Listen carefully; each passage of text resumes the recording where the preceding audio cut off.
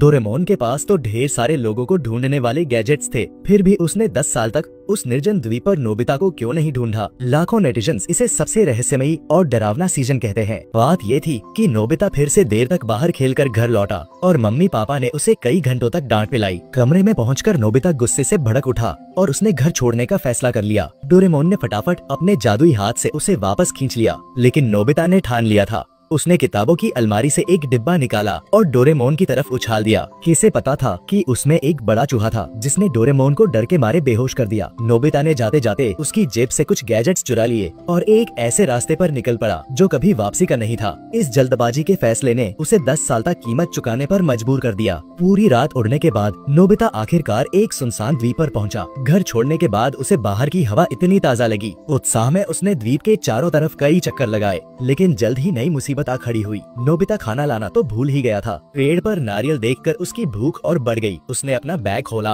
और गैजेट्स की जांच की, लेकिन क्या सारा सामान बेकार था। टूटा फूटा कबाड़, यहाँ तक कि एक लर्निंग मशीन भी थी। नोबिता तो हैरान रह गया। फिर भी पास में बड़ी एक पिस्तौल कुछ काम की लगी। उसने सोचा शायद इससे नारियल तोड़ सकूं, लेकिन ये क्या, वो तो जादुई पिस्तौल थी जो कुछ और नहीं कर सकती थी। हारकर उसने पेड़ पर चढ़ने की कोशिश की, पर हर बार धड़ाम से गिर गया। काफी मशक्कत के बाद न सिर्फ भूख बढ़ी बल्कि प्यास भी लगने लगी। अगर पानी न मिला तो शायद वो हड्डियों का ढांचा बनकर रह जाता। तभी उसे नमक के दस्ताने मिले जो उसने पहले कभी इस्तेमाल किए थे। ये दस्ताने गहरे खोदने पर जमीन से पानी निकाल सकते थे। नोबिता ने दस्ताने पहने और खोदना शुरू किया। टेढ़ी मेढ़ी खोदाई के बाद आखिरकार पानी निकला। खुशी के मारे वो पानी में कूद पड़ा, लेकिन ये क्या, वो तो खारा समुद्री पानी था, जैसे मुंह में नमक भर गया हो। नोबिता समझ गया कि यहाँ रुकना मतलब खत्म होना है। उसने बांस का हेलीकॉप्टर निकाला, लेकिन गलती से वो उड़ गया। अब तो नोबिता टूट चुका था। तभी बारिश शुरू हो गई। उसने जल्दी से एक छाता खोला, लेकिन उस छाते से तो बाहर की बारिश से भी ज्यादा पानी बरस रहा था। ये गैजेट्स तो एक से एक बेकार निकले।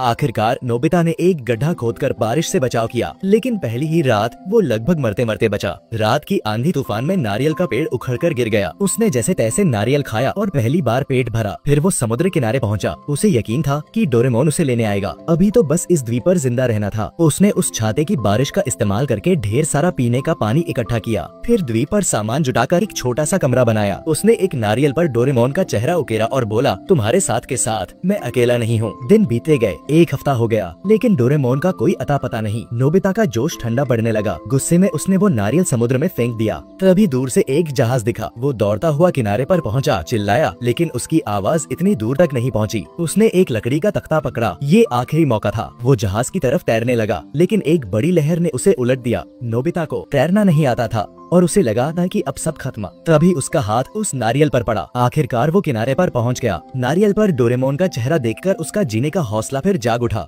उसे यकीन था कि डोरेमोन उसे लेने आएगा। आने वाले दिनों में नोबिता ने कई सर्वाइवल की तरकीबें सीखी। उसने जाना कि अगर दिल से कुछ करो तो वो इतना मुश्किल भी नहीं। वो हर जगह वो नारियल लेकर जाता। उसने सीपीओ से हर दिन का हिसाब रखा। एक महीना बीत गया, लेकिन वो हिम्मत नहीं हारा। शायद कल डोरेमोन आ जाए, वो सोचता। एक साल बीत गया। वो रोज उसी जगह इंतजार करता, लेकिन डोरेमोन नहीं आया। सीपिया अब जगह में नहीं समा रही थी। 3000 दिन रात बीत गए। नोबिता अब एक खुरदुरा जंगली साया बन चुका था। उसका विश्वास समय के साथ बह गया। 10 साल हो गए। डोरेमोन अब तक क्यों नहीं आया? क्या मैं इस द्वीप पर अकेला मर जाऊंगा? रास्ते में वो ठोकर खाकर गिर पड़ा। वहाँ उसे वही पुराना गैजेट मिला जो उसने 10 साल पहले फेंक दिया था। उसने बोरियत में उसे दबाया और उससे टिक टिक की आवाज आई। अचानक उसे पुराने दिन याद आए। स्कूल से लौटकर माँ का बनाया स्वादिष्ट खाना। माँ कितना डांटती थी, लेकिन उसका खाना सचमुच लाजवाब था। 10 साल हो गए, क्या वो मुझे याद करते होंगे? ये सोचते सोचते उसकी आंखों से आंसुओं की धारा बह निकली। वो सचमुच घर लौटना चाहता था। तभी दूर से एक जानी पहचानी पुकार सुनाई दी। नोबिता पहाड़ से दौड़ता हुआ किनारे पर पहुंचा। डोरेमोन आखिरकार आ गया। दोनों एक दूसरे का नाम पुकारते हुए गले मिले। ये वो पल था जिसका नोबिता बरसों से इंतजार कर रहा था। वो गैजेट एक सिग्नल ट्रांसमीटर था।